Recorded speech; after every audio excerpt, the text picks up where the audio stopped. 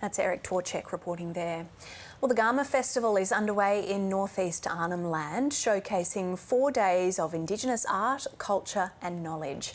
It's an agenda-setting affair and there are high expectations almost 12 months on from the failed Voice referendum. Well, now in its 24th year, Garma is the flagship event where Indigenous leaders and politicians sit together and chart a course for the future. News Channel's presenter Dan Bourchier is there for us this weekend. Dan, we know that this year's theme is fire, strength and renewal. How does that all fit in with the direction after last year's failed referendum? Well, Faz, good morning. It's great to be with you here from the lands of the Yolngu people of the Gumatj clan, who have generously welcomed us and so many Australians from all walks of life to their very special country. This is a place where people have been coming for thousands of years to connect through the ceremony that we saw yesterday, to have conversations to find resolution. And when you talk about that theme, there's really a sense that it's about reflecting on the past. And of course, that first component, fire, is here in this part of the country and across the Northern Territory, in fact, is about renewal. So the fire comes through and clears the land and makes way for fresh growth and for a renewal of the land. And the strength component, I get the sense, is about the big conversations that are happening as a nation. You touched on the politicians who are here. They're also about 3,500 people from many different walks of life who have come to experience Yolngu culture, also to have big conversations about where we are right now, what happened last year, but very much a focus to the future. I've got the CEO of the Yothu Yindi Foundation, Denise Bowden, with me here this morning. Denise, thanks so much for your company. It's good to have you along. Good morning, all. Tell me, this theme, fire, strength, renewal, what does that say to you? So, very much a cleansing part of our national environment, I feel, but it's the theme has been set based upon the Yolngu culture and those elements of cleansing and renewal and regrowth, you know, a lot of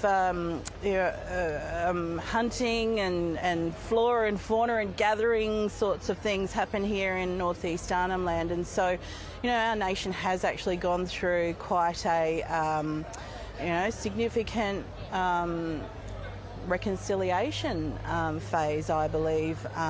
So, you know, this year's festival is very much about where we go to next and what we do with that conversation.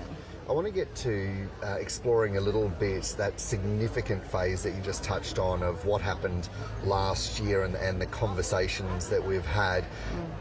This is, of course, the third year where the focus has been around the referendum. There was the last year where it was all about to happen. The year before that, the Prime Minister used this platform to talk about what he wanted to happen in the years ahead.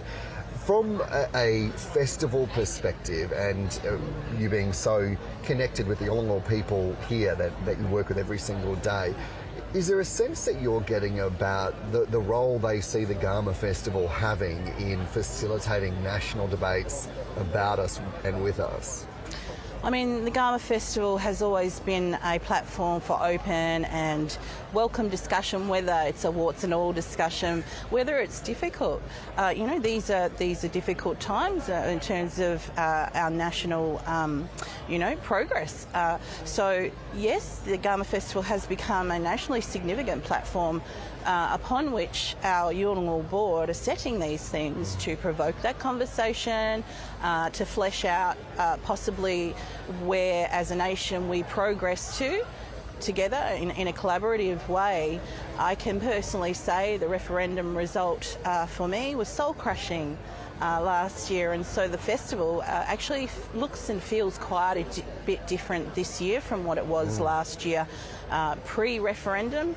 This year I feel there's more a sense of looking toward and setting a strategic approach moving forward together.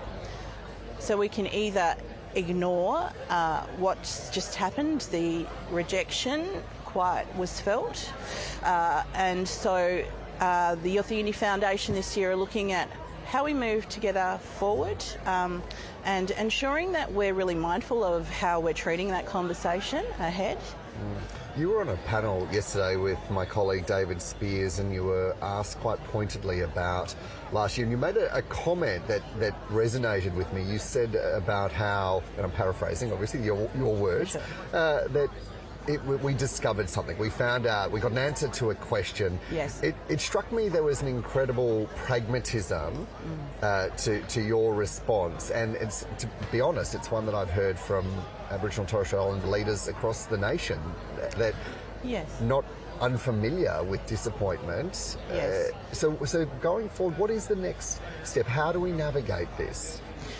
So I think in our welcoming address today you'll find the word resilience comes up again and again in terms of, particularly for the bush, improvising and trying to find ways to push your community forward, how that's done in a collaborative way. I mean, the community is incredibly strong here in northeast Arnhem Land, particularly the culture, but I can say, and in response to your question, Dan, I mentioned the results for me personally was soul crushing, but on the other hand, I would say that if there is also anything positive that's come out of that result is an outcome.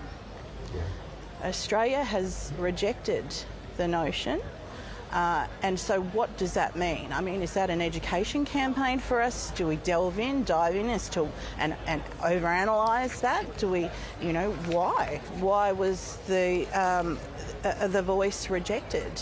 I think that that's Australia's answer, and so for me that's progress in itself, in an environment where there was none.